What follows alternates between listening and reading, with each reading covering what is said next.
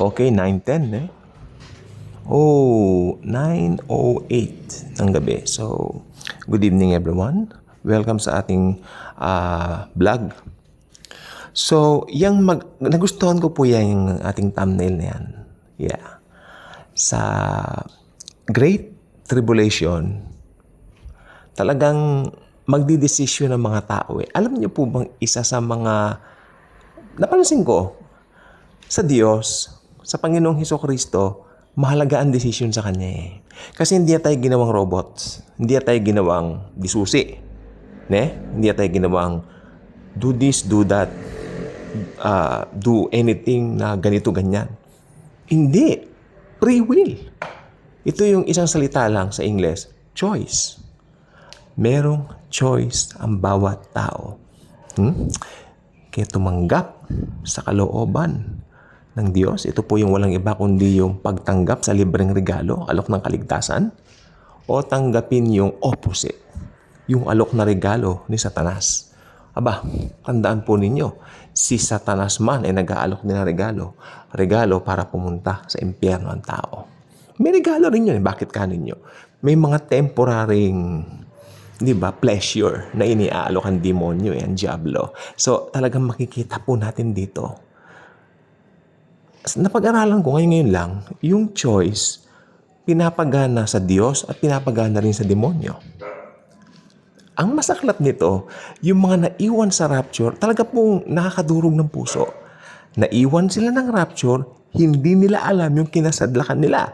Hindi ba nawala ang mga born-again Christians? So, itong mga taong ito, masyado silang magwa-wonder. What happened to them? Umpisa ng tribulation, yung pagkatapos ng rapture, itong mga taong ito magugulantang. Sila ay malilito. Kaya magkakaroon nga ng great confusion, sabi nila eh. So, habang nalilito sila, may darating sa scene, na isang charismatikong tao. Very, very charismatic. Mahusay magsalita. Sige, sino bang alam mong mahusay magsalita dyan? Walang binatbat ang mga yan. Sobrang karismatiko, sobrang galing magsalita. At sabi nung isang nakakita sa vision, nakalimutan ko na yung pangalan ng pastor na yan, nakita niya sa vision, pinakagwapong lalaki sa balat ng lupa. Pinakita sa kanya ni Lord yung vision ng Antichrist. Pinakapoging lalaki sa balat ng lupa. Yan nga po yung Antichrist. Sinabi ko na nga po. At ang nangyari, siya ay lalabas sa scene, sabihin niya, kinuha sila ng mga alien, referring to us, mga born-again Christians. Kinuha daw tayo ng mga aliens. Okay? At ang mga tao noon, sa sinabi niyo ng Antichrist, sila ay parang magkakaroon ng katahimikan. At malilipat ngayon yung kanilang focus o attention doon sa taong ito, yung Antichrist. Ang galing niya. Mahanga sila ng gusto. Tandaan niyo, ang mga taong maiiwan ng rapture ay mga taong mahilig umidolo. Ito yung mga siguro, kasama na yung mga vloggers na sunod sa kung kanino mga sumisikat. Ganyan po. Ganyan ang talagang typical na estilo ng mundo sa panahon ngayon. Naobserbahan ko po yan. At pagkatapos nun, itong Antikristong ito, since siya ay very popular at siya po ay napaka-karismatiko, maaakit ang mga Hudyo. Maaakit ang mga Hudyo na lapitan siya. Could you please help us to build our third temple? There will be no problem, sasabihin niya. I will build your third temple. In 2 months' time, matatayo ang third temple. Umpisa na yung offering. Yan po ay napakasayang araw sa mga Jews. Napakasayang araw sa mga Hudyo. Alam niyo po ba, yan ang pinaka-desire ng mga Jews, ang magkaroon ng pangatlong templo. Mangyayari, matutupad po yan. Pero hindi na nga po natin makikita sapagkat we were raptured that time already. Nakuha na po tayo ni Jesus. Dahil yung Antichrist na yan, siya po ay magiging pinaka-popular na tao sa balat ng lupa during that time. So, ayan po ang nangyayari. Nakatayo ang third temple. Amen? At ang choice ng mga tao talagang nandoon. Nandoon sa Antichrist, Nandoon talaga. Pero may gagawin ng Antichrist talagang mamamangha sila. Ito na po siya. So, 3.5 years after Ang Antichrist ay maaanyayahan o maiimbitahan sa isang tinatawag na event kung saan siya po ay magkakaroon ng speech, no? Siguro mga ganun ang mangyayari. At lingid sa kaalaman ng marami, meron din mga naiinggit during that time sa Antichrist. At ang Antichrist po, makinig mo mabuti, ay kanilang papatayin. Basahin niyo po sa Revelation chapter 13 verse 3. Magkakaroon siya ng sugat. So ang Antichrist, walang ginawa kundi magmimik. Alam niyo ibig sabihin ng magmimik sa Tagalog? Gayahin ang Panginoong Hesukristo. Sapagkat ang nasa likod ng Antikristo ay walang iba kundi ang diablong si Satanas. Okay? So, pwedeng tanungin ko kayo, how many days namatay si Jesus? Di ba 3 days and 3 nights? Okay. Ang Antichrist, makinig pong mabuti, matapos barilin ng Antikristo, ang Antikristo ay ibuburol 3.5 days din. 3.5 days. Ibuburol ang Antikristo. 3 days and 3 nights yata. Something like that. Okay na habang nakaburol siya, siyempre, ang buong mundo nagluluksa. Parang yan na nga lang ang kanila naging hope. Natsugi pa, nategi pa. Pero, talagang tuso ang diablo. Sabi ko, ang demonyo, sorry po. Ang diablo, talagang tuso. Ginagaya talaga niya yung mga pangyayari sa buhay ng Panginoong Hesus. 3 days and 3 nights, Jesus napatay. Di ba? At siya i-crucify. Namatay siya 3 days and 3 nights. Ganon din ang Antichrist. Pero si Antichrist, malamang ibuburol nila yan. Sapagkat merong grand event ang diablo na gustong gawin at ipakita sa tao. After 3 days, ang Antichrist, makinig po mabuti, high-tech na po ang panahon. May mga Facebook Live, YouTube Live, nandyan nakapaligid. Biglang babangon ng Antikristo sa pangalan at kapangyarihan ni Satanas.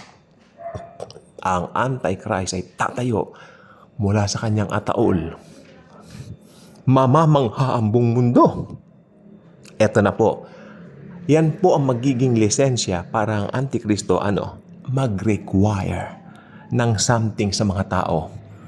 Makinig po mabuti, una hinahangaan lang siya. Pero this time, hindi lang siya hinahangaan. Okay?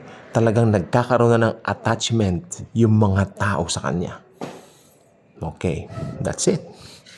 At ang Antikristong ito, mula sa kanyang pagbangon sa mga patay, ay didiretso at tutungo doon sa third temple. Papanik sa pinakamataas na bahagi nito at sasabihin, I am the Almighty God. I am God Almighty. Worship me. Yun ang sinasabi ko. Yun ang plano niya. That's it. That's it. Pero, ito naman sasabihin ko sa inyo. Ang mga Hudyo po ay may sense of God. Alam natin yan. Hindi nga lang nila pinaniniwalaan si Jesus as Lord and Messiah. Pero may sense of God ang mga Jews. Okay? Karamihan ng Hudyo hindi papayag. Nope. You're not God. You're the devil. Alam nila yan. Kaya ang gagawin ng Antikristo, yung mga ayaw, ito na po, mga ayaw magpatatak sa aking pangalan, yung ayaw sumamba sa akin, ipatugis, hanapin kahit saan. That's why these people will go to Petra. Nakita yan ng aking auntie nung siya po ay pumunta sa Israel. Nakailang beses din po silang pumunta roon. At ang Petra ay napaka-gandang place sa litrato. Pinakita niya, binidyo pa yan. Nag-video sila doon, pumapasok sila doon sa may mga kuwebang mga bato. Alam niyo ba walang papasok doon maski isang kotseng maliit lang pwede, pero mahirap nang alisin so hindi pinapasok ang mga kotse. So pwede magtago doon ng mga tao. Kuweba siya. Makakapagtago doon ng mga Israelita sapagkat hinulaan niya ng banal na kasulatan. Okay. Kaya sabi niya sa thumbnail natin, may choice, hindi ba? Pero, ito na ang masaklap. Yan, choice nila, maglilid yan para magpatatak sila sa Antikristo. Kasi meron din talaga magpapatatak. So sad. Kasi takot silang mapugutan ng ulo eh. Ayaw nilang mapugutan ng ulo. That's why, magpatatak na lang sila. Hindi nila alam yan, pagpapatatak na lang yan, pagtungo yan sa impyerno, it will be too late pag nasa impyerno na sila. Late, wala na. Tapos na ang pag-asa. So, ang lesson natin ngayon na makikita dito is this. Habang may panahon pa, hanapin mo ang Diyos. Kung ikaw na nakikinig nito ay unbeliever at hindi mo kilala ang anak ng Diyos na si Jesucristo, start to search for Him. Yan ang cellphone, yan ang gadgets. Google, come on, let's read the Bible. Download the Bible. Dati, go and buy a Bible. Na hindi. Download the Bible. Ano bang wika mo? Ano bang lengguwahe mo? Pumunta ka sa App Store mo. Download. Android user ka ba? Di, Play Store. Wala nang excuse, mga kapatid. Mga kaibigan, wala nang excuse. Kaya walang mai-excuse ang sino man. Ay, hindi ko nabasa. Sasabihin ni Jesus, meron kang App Store, meron kang Android. Ba't di ka nag-download? Di ba? Walang excuse. Sasabihin ni Jesus, nandiyan ang mga old Bibles. Nakakaalat lang sa bahay niyo. Magandang balita, Biblia. Ba't di mo binasa? Magandang balita yun. See? Walang excuse. Nasa Book of Romans yan. Mangyayari po lahat ng yan. At please lang, huwag niyong iisipin na nananakot ang mga born-again Christians.